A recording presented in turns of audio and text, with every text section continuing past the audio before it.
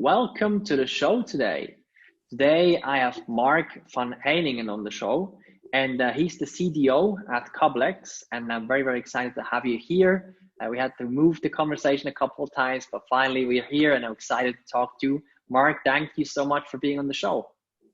Thank you. Nice to be here. So let's dive right into your story. So tell us a little bit about who is Mark and what sort of a journey have you been on so far? Well, as the name indicates, Mark van Heijningen, I originally of Dutch background, but I grew up in Switzerland and I studied physics at the ETH in Zurich at the Federal Institute of Technology. And during those study years, I actually worked at what is today UPC Cablecom. At the time, it was Rediffusion, and I worked in the operation control center to make some money, like a lot of students do. So as I was finishing, I was going towards the end of my studies. It was the question, well, what are you going to do with that? You know, do you want to be a scientist? Do you want to go into a topic? There, it was really interesting to experience actually telecommunications at its roots and media distribution. And the way we were working at the time there was very manual, was very old-fashioned in many ways, and that, as a matter of fact, triggered my wish, my interest in starting to work for an ICT consultancy company, and really come up with solutions to solve those type of problems. And that's then eventually where I interviewed with a couple of companies and eventually chose to work for AMS Management Systems, an American consultancy, and worked there a couple of years in Switzerland in the telco industry, but also abroad on a couple of projects. And then when I came back a couple of years later, I decided to join Swisscom. I wanted, as we called it, I went native. So I went over to the customer side and started to work in the strategy department of Swisscom. And then after 2 years in strategy, I switched over to IT services, which was the IT arm of Swisscom being started, where we had to build up a consultancy unit. Wasn't present at the time, and I came from consultancy, so I worked with that for a couple of years. Went back to strategy from that engagement, and then as IT services and the telco business units, when they merged, I joined the partner management team, where we basically streamlined and aligned the way we treated strategic partnerships. That was rather different on the IT side and on the telco side. So we came up with a framework, implemented that, and then worked for about 2 years in Smart City. And then about 4 months ago, I changed over to Cablex and became Chief Digital Officer here at Cablex. And I'm enjoying it so much ever since. Very interesting journey you have there. And just one thing that I'm super curious about is, do you feel like throughout this whole journey, there was maybe a few or just one, maybe we can focus on or look at, like a defining moment where you feel this was really an experience or something that really shaped me in a big way as a human being, as a leader? Was there something that stood out throughout this journey? Well, as a matter of fact, one thing that really stands out was my experience that I had when working at UPC, or at Rediffusion at the time, because I never was much of a programmer. I never really was too intrigued about informatics, which we had, of course, during our studies, and we had to program, and was never my favorite topic. But seeing the way we worked at the time, and while we were doing a good service on the customer, I saw so many areas where this should be easier. This is something we should improve.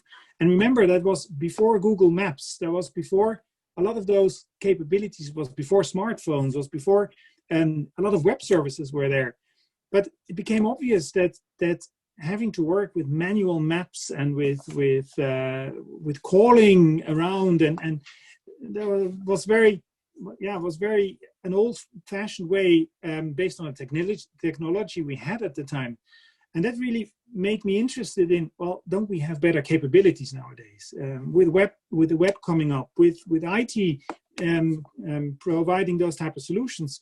And that really was a defining moment, because I really started to be interested in companies, consultancy companies, that were thinking about solutions to those problems and using IT to make a difference. And I've never regretted it ever since. I had some options to also work in different areas, but I'm passionate about technology and IT and what we can do with it. So let's talk a little bit more about innovation then, because one thing I'm always curious about is this topic of human-centered innovation, or innovation in general, and how it relates to the human being. So first question to you is, like, how important do you believe is it to put the human being in the center of innovation? Well, the human is, of course, in many ways centered to innovation in itself. On one hand, it's traditionally the human who comes up with the idea, to problems, to pains.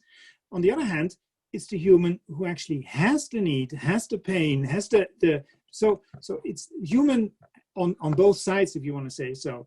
And it's the interaction between those humans that create new ideas and new capabilities. Now, that will change over time, I believe, because technology has come to a point where it can start become creative and innovative and can start inventing things. But up to now, it has always been around humans, and I believe that's very important. Now, the most important element of that is the human with its needs and its services, because in the very end, all innovation should be geared to making things better and addressing those type of needs and services. So maybe a question towards that. You know, we see a lot of, or actually I have a lot of conversations with people where, you know, this conversation comes up and everybody almost always says, yeah, this is super important. But then, you know, if we look into projects actually, and even products that are, you know, being built, being innovated, being created, the actual reality sometimes looks very different, you know, because in the midst of the project, it sometimes seems even that the human is lost a little bit, you know, that, you know, stuff is suddenly released, and then the realization is like, oh, we forgot the human halfway along, you know, the way. Where do you believe this comes from? Is this just, you know, a problem that, you know, once we're in the project, we just focus on the day-to-day business and the tasks and the processes, or where do you believe there's sometimes this misalignment? I think this misalignment can be, of course, in multiple levels.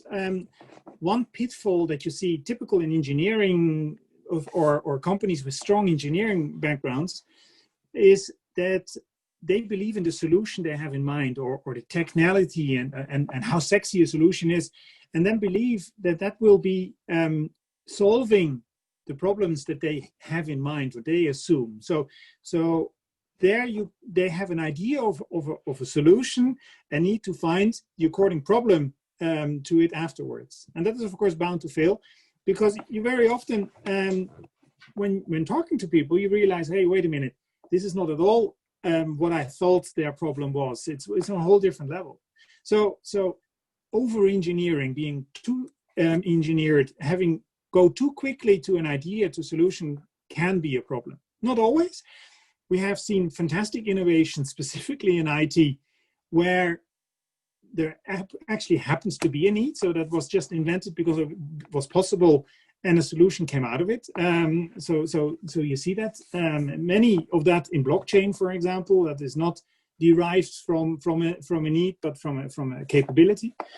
On the other hand, though, and that should be the norm in many ways, you need to understand what are your customers doing, what's their lives. And I believe that the approach of really value proposition design, where you really understand what is it that your customer try to achieve, what pains do they have, what pains are out there, that's what should generate your innovative solution. And if we look at it, even if it's not structurally managed, it very often happens that way, because very good ideas and solutions come out of a personal pain that people have. They find a solution to address that pain, and all of a sudden realize and said, hey, wait a minute, I'm not the only one. There are many other people having the same. And boom, you have a product that scales and is interesting out on the market. I love the viewpoint, and also I think a point that you made is like it can come from both directions. It can come from a very clear customer need that has been identified and researched and everything, and it can also come simply with the possibility of a technology emerging, or simply with somebody saying, "This is a problem I have, so I'm going to solve it," and then the realization suddenly, "Oh, actually, there's a market." So it can come And from a very, yeah, exactly. And what you actually see very often is a mixture of both. So yeah. innovation, technology makes something possible, and all of a sudden people start thinking, hey, well, wait a minute, this can be, can I not do this or that with it? Or look, I have this problem, would this be a solution for it? So what starts as a technological capability all of a sudden is further developed by recognizing what it can do good for humans. Yeah, it's a really interesting perspective to not only look at it from this side or from this side, but also say often it can be an interesting combination, because sometimes people just simply don't know what they want and need until it's actually possible. Really interesting. Now, I want to talk a little bit more about digital products and services and business models. What do you, in your experience, what do you think or feel makes like digital products and services and digital business models succeed or fail? Is there a common thread? Are there some common criteria? What's your experience? Well, I think threats are manifold, and I'm not sure there is like a common element where you could say, well, that's what they all have in common. Not meeting your customer need is, of course, one of the biggest challenges that you have in the very end, because your business model is not going to fly if you have a poor value proposition. But having a good value proposition doesn't guarantee you being successful in your business. So you need to take it to the next level, as a matter of fact. So having a good value proposition is important. You need to work hard to understand, and you need to be able to challenge it, whether it really is a good value proposition. Because I also teach at the university here in Bern, and very often my students, they come up with ideas and say, hey, and my mother-in-law loves my idea, and my wife loves it, and my brother also. Well, those are not necessarily the people to tell you straight in your face that your idea is shitty.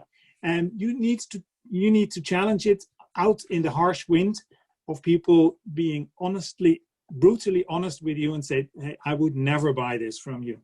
And the earlier that happens, the better your idea can get. It's not a guarantee for it. Maybe you run out of ideas, can happen. But if you're not taking those criticism, those inputs seriously, and if you start observing yourself that you say, well, I simply don't understand what, then there's something wrong. So hitting that nail on the head, I believe, is very important. So really addressing a true need that is really out there, where people are really willing to pay money for it, where there's not an alternative, an alternative to it.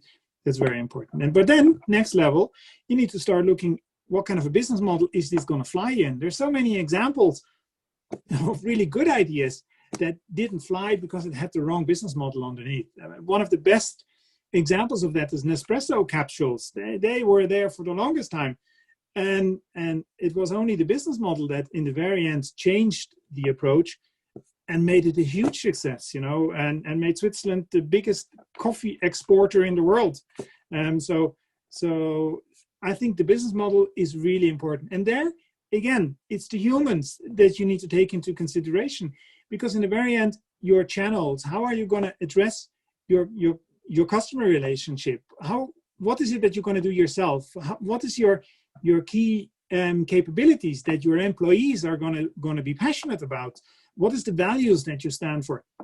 That is as important in order to be successful. So to make reference to Osterwalder, I would say it's both of his business model canvases and the value proposition canvas and all the fields in it that play an important role, how they act together in order for it to become successful. On top of it, of course, you can be lucky and have bad luck. Those things happen, of course. Facebook was in many ways also a case of luck, and not only purely derived from hard work.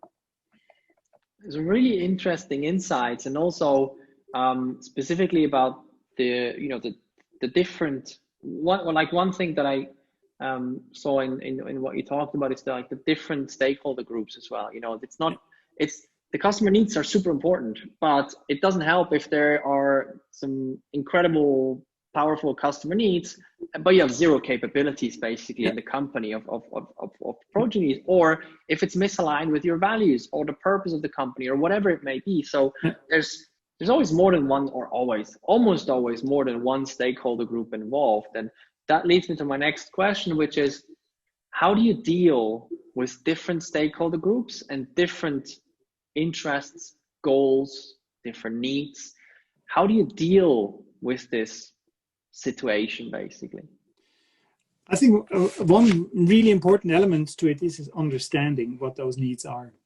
Very often, those things are perceived as this is what person A or stakeholder B would want, and then you find out it's actually not exactly true. And very often what at first looks like a misalignment actually isn't. By taking the different perspective or walking in somebody else's shoes, take it a perspective from their place, you'll all of a sudden see solutions and ideas where you say, oh, wait a minute, those things actually do fit well together if we make the effort of really understanding what it is we try to achieve. Not always. Of course, you do have situations where you have contradicting needs and expectations. Those things do happen. And then in the very end, you need leadership in order to make a decision. I said, okay, we go with A and B. And that is something you see in good companies that are well managed, that are capable of taking those decisions and getting the team on board to stand behind that decision and said, okay, I would have taken it differently, but yes, I'm for the company, I'm part of it, and I'm going to make it successful, even though I personally would have had a different approach in the first place. And there's a couple of interesting things in that. One is that you said, I think, putting yourself into the other person's shoes, that kind of sounds really easy in a sense. But if somebody else has a viewpoint that is very much against what you believe is right, that can be tricky. And but it can be incredibly valuable to just ask yourself like the question of like, what if this statement were true? Even if it goes completely against what you think is the right way, what if this were true? What would we do from there? And it's interesting, how things sometimes come closer together. And exactly. Also having, yeah. And sometimes the humans and the chemistry between the humans get in the way. And then you need to take that out of the picture and let a third party do that alignment. Let a third party who is not emotional. If you can take the emotions out, it's very often a lot easier to have a neutral viewpoint on things. So like a mediation process. Does not need to be a professional mediator. Very often you will find in an organization very skilled people who can do that really well. And so ask for that support and take a step back. And because it's in the very end about the achievement and not about your personality.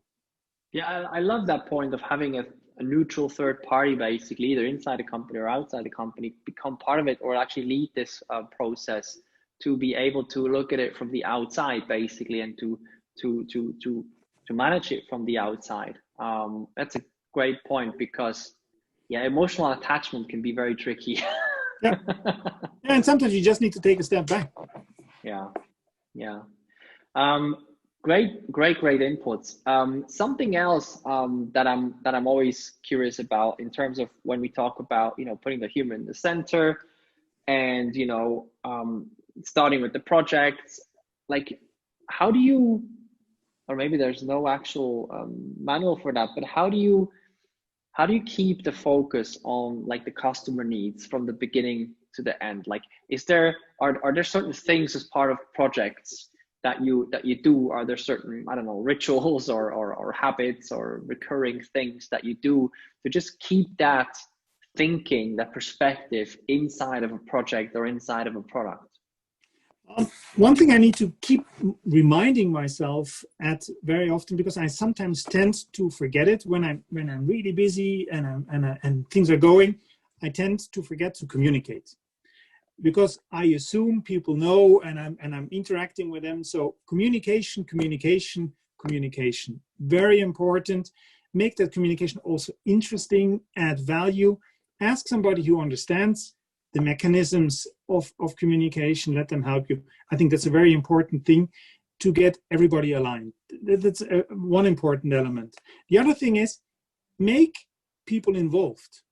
Very often I see projects fail because you talk to your client, to your customer, internal and out, and then say, okay, I understand what you need. You go back, and then half a year later you come with a product, and the customer said, oh, well, wait a minute, this is not at all what we talked about. You need to involve them, and that is true for projects, but often easier within projects than it is for certain organizations. In many organizations, you see capabilities within either support organizations, very often support organizations, and sometimes a little bit within the business unit. And I believe that you need to place those support capabilities within the business unit. Give them part of your role. So if I would like to, if I have a digitalization team, I don't want them to be direct reports under my support unit. I don't think that's the most powerful way. Now, I think they should be in the organization. They should be there, and they should have a certain amount of their time that they can dedicate to the work that they do within your team and work with you, because nobody else will understand the business better than the people doing it. So if you can work with those teams, you will find in all organizations people who are passionate about digitalization and what can be done. On the other hand, they're also passionate about the work they do. And if you can tap into those passions, then I believe very powerful solutions can start. And I think we should do that a lot more often, not only with digitalization. A lot of HR tasks don't need to be in an HR department. You could very well, or quality management doesn't need to be a separate unit. Give it out in the organization and give somebody 10% of his time to work on that. It makes their lives interesting, makes what they do more relevant than if you come from outside as a external unit to that. I am a strong believer in that. That's a really interesting view as well, because it's sort of like, in between, or like there's usually two ways of going about that. There's either centralization or decentralization, right? And it's sort of like, it seems to be a cycling game, I feel. This year our strategy is centralization, and then the year after it's going to be decentralization again.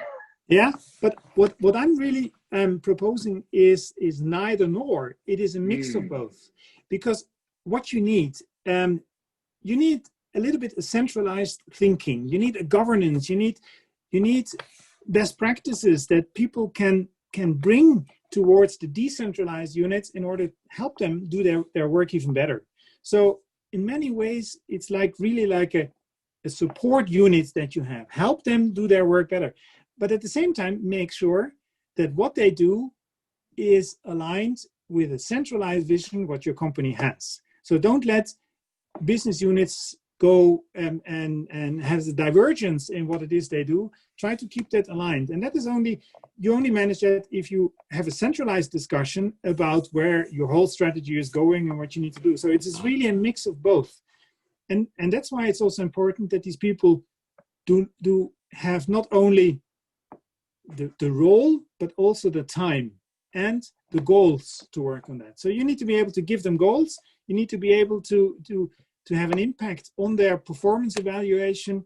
You need to make sure that you have an assured amount of their work time available for you in order to work with them. I like that view. I like it a lot, because there's no black or white. There's always a middle space, and there's a lot of power in that integration. Now I want to talk a little bit more about leadership, especially when it comes to times of transformation. And the first part I want to talk about is, okay, there's a big change either already started or coming. There's a big transformation coming. How do you get people on board for something transformational or just something new, basically? How do you get the management on board? How do you get people around you on board? How do you do that? What I believe is important that people are in it with their heart. It's not always easy. Some changes are easier than others. Fortunately, digitalization is something that is close to the heart of people. A lot of people find that very interesting, find it sexy, because there's cool things that we can do with all the technology that we have at hand. So that's the good thing about it. Now, finding people who are motivated and engaged, find them, but then make them a team. You need to bring them together. It is important that they understand that the changes that they can bring to the smaller world that they work in has an impact on a larger scale. And that's not always easy. Specifically top down, if you have an organization where every unit has their targets that they need to meet, it's of course sometimes difficult for them to understand that they need to take it a pace slower in order to get a capability in place that will profit all business units. That's something I very strongly believe in. We need to make sure that when we develop a capability, we need to really think about how can we reuse that capability. And sometimes that's not always obvious. And that is because sometimes a capability can help your field service organization, but it will also help your HR department or your quality assurance people. And that may not be obvious at first, or they would never have thought that would have been the case. So that is important that you really put enough effort in aligning those type of things and let people really give them the time to absorb what the change it is you want to bring and what that has an impact on them. So mix those teams. You get a lot better ideas because if you only have physicists in a room, that's only one dimension. But if you take an archaeologist and a biologist and a human resources person, you'll find a lot better ideas all of a sudden. So diversity is a big element I believe in all directions: education, in sex, in orientation, whatever. All diverse teams are stronger than monoculture teams. That's a strong belief that I have. Yeah, absolutely agree, 100%. And also, when you said about the capabilities across the organization, I would assume that it also makes the actual implementation easier because everybody can stand behind it, or everybody can hopefully see, oh, there may be also benefit for this department or for this business unit or for that or for the whole group eventually as well. And it creates a we spirit because in the very end you work in a larger context and understanding that and be part of that larger context that caters to your need for affiliation, and I think that's a good thing. Yeah, absolutely. I love that. There's one more question that I have, which is a little bit more out in the future and up in the sky, but I always love to ask that. So let's assume you're 80 years old now and you're sitting in your rocking chair and you're looking back at your life, what has happened and how the world has changed throughout those many, many years. Looking back from that moment, what would you love to see being changed, either in the world of business, in a company? It doesn't matter what it is. It's a good question. What I'd love to see is actually that we are continuing in progressing our world as we are. I believe actually we live in a pretty good world with challenges. So I'm not one of those people believing that we're doomed and life is worse and therefore be the opposite. I think we live in a great world and we need to make it even better. We need to, but there's some risks to that.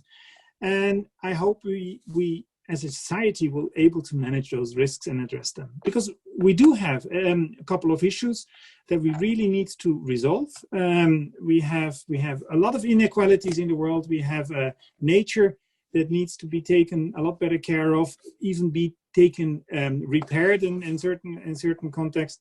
And I really hope that we as a society, with the help of technology and innovation, we'll be able to solve those places, and we will continue our path to a better society.